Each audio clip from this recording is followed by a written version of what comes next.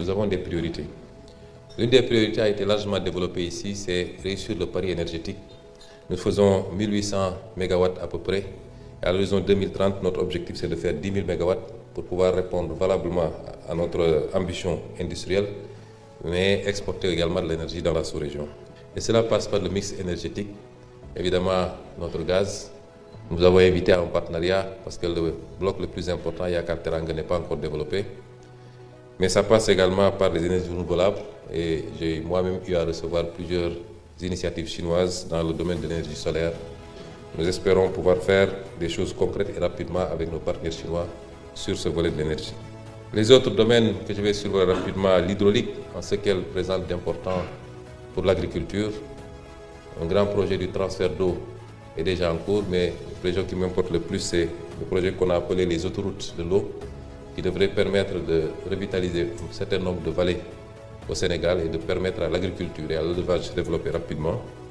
Le domaine du numérique qui a été présenté ici, le domaine de l'industrie dont le plan d'industrialisation du Sénégal vient d'être validé, l'agriculture, j'en ai parlé, les infrastructures et le transport qui ont été présentées également ici et sur lesquels nous avons beaucoup de satisfaction dans la coopération avec la Chine parce que l'essentiel des grandes infrastructures réalisées aujourd'hui au Sénégal sont réalisées par des partenaires chinois.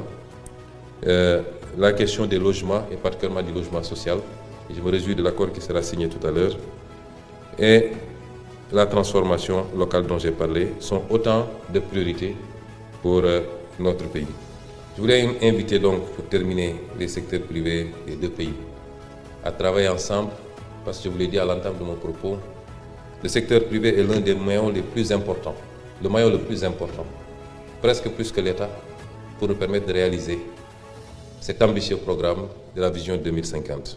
Nous encouragerons donc le partenariat privé-privé entre les secteurs privés de la République populaire de Chine et du Sénégal. Nous encouragerons les initiatives privées individuelles venant de l'un ou l'autre. Nous encouragerons les accords partenariats publics-privés. Et surtout, nous mettrons en œuvre toutes les réformes dont M. le directeur général d'APIX a parlé tantôt, les réformes sur le plan fiscal, le code des investissements, les réformes foncières, toutes les réformes qui doivent accompagner ce processus et pour permettre à l'investisseur d'être à l'aise dans notre pays, d'avoir un investissement sécurisé, un retour sur investissement, parce que vous travaillez pour gagner, tout en faisant gagner le pays. Nous vous attendons donc impatiemment au Sénégal. Vous y serez à l'aise. C'est un pays réputé être un pays d'hospitalité. Son second nom, c'est la Teranga, qui en Wolof veut dire